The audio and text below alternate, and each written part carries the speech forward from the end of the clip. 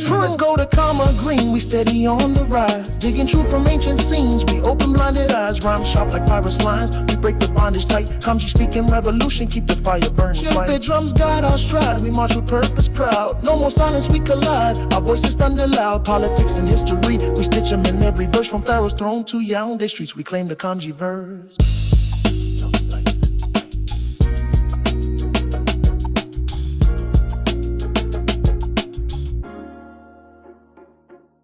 Many Tantonite grifters, such as the fecal-brained assimilationists, try to bastardize the words and works of our great black revolutionary leaders, such as Dr. Khalid Muhammad.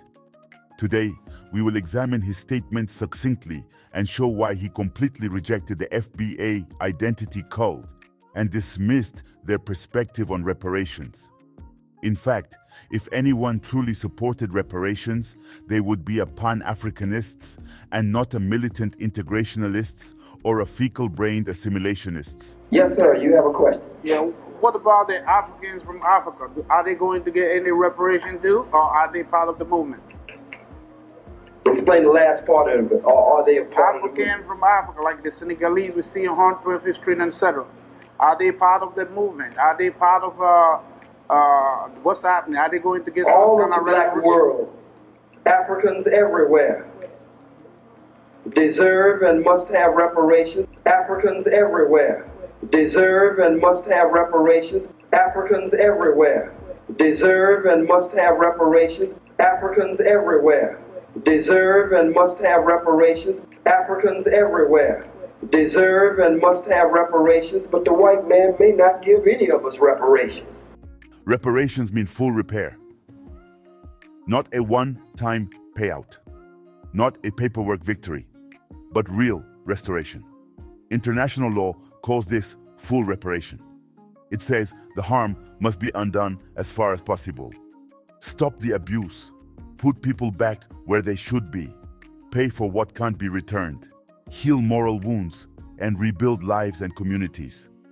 Look at what full repair includes. Stop the harm and promise it won't happen again.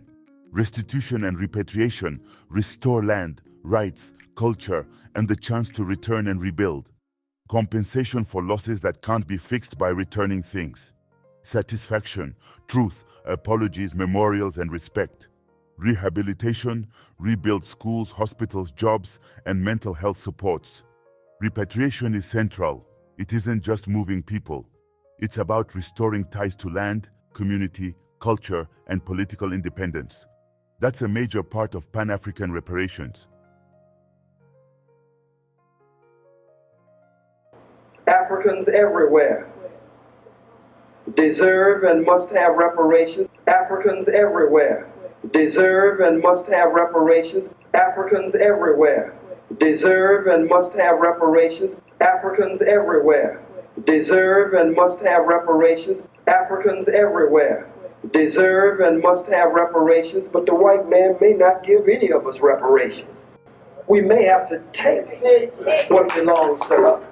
You sit around forever in inactivity waiting for some reparations. You may have to take it. Everybody else has received reparations.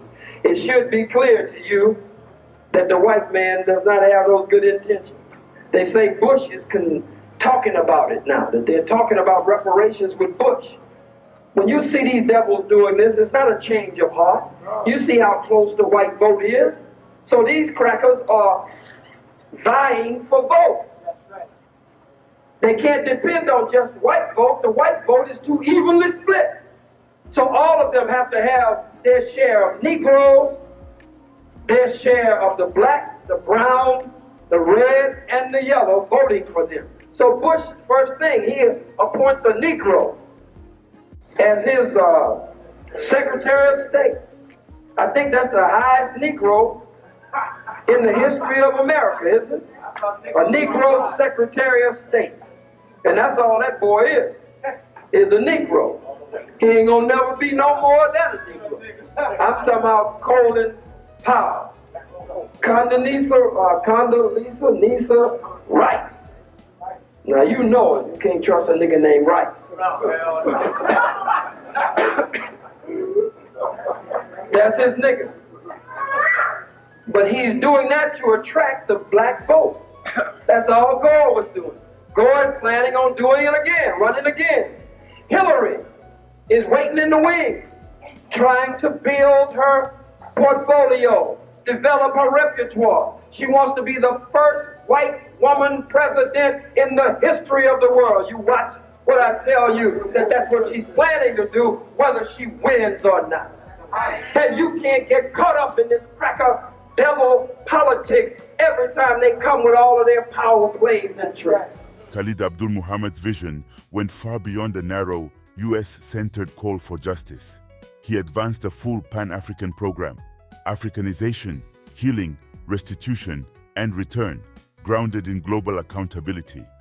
He named both the foreign empires and the local collaborators who benefited from the enslavement and exploitation of African people. So Africans around the world must get reparations. And they must at least make the demand for reparations because it is a just demand. Africans around the world must get reparations. And they must at least make the demand for reparations because it is a just demand. Africans around the world must get reparations. And they must at least make the demand for reparations because it is a just demand. Africans around the world must get reparations. And they must at least make the demand for reparations because it is a just demand. But beyond that, Africa too must do something for her sons and daughters here in the diaspora, in the Western world. Africa too must do something for her sons and daughters here in the diaspora, in the Western world. Africa too must do something for her sons and daughters here in the diaspora, in the Western world. This distinction matters because many Black Americans also descend from African elites and intermediaries.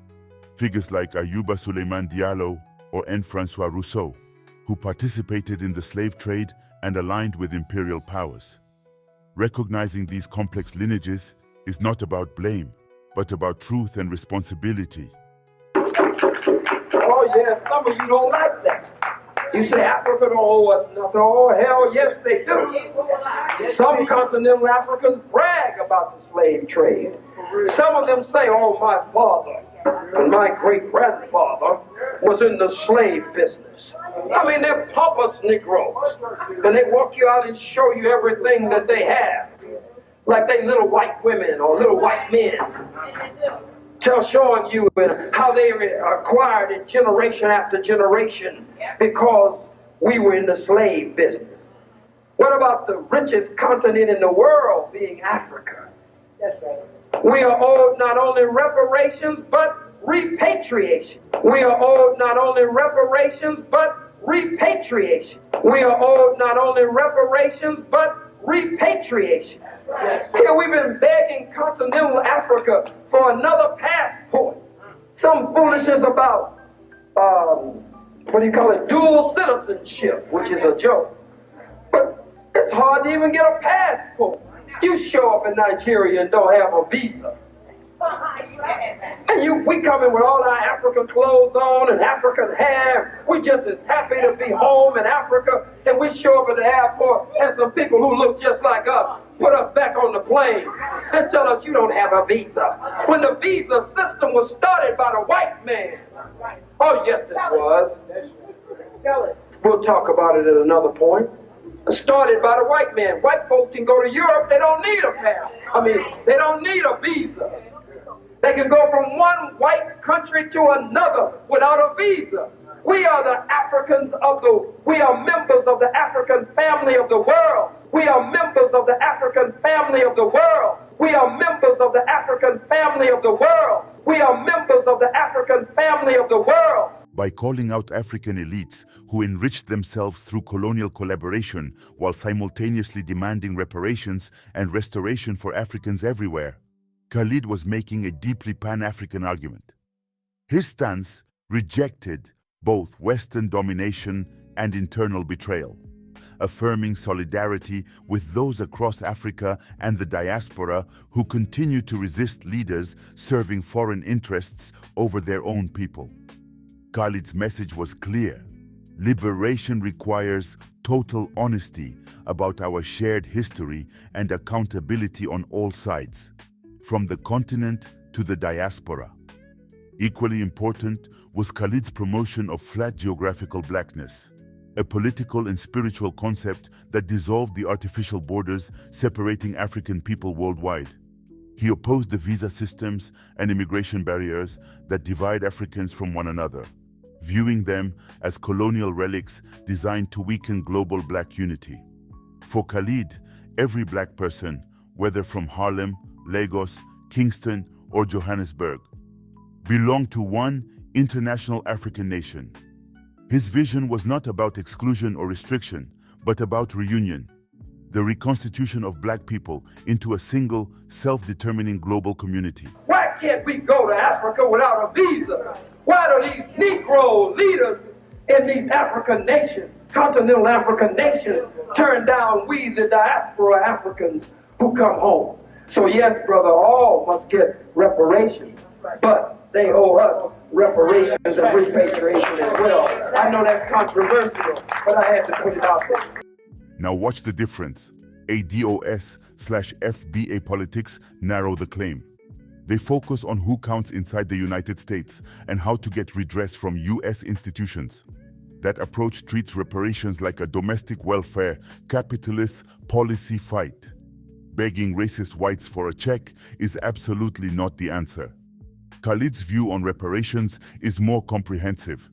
He said reparations must connect Africa and the diaspora.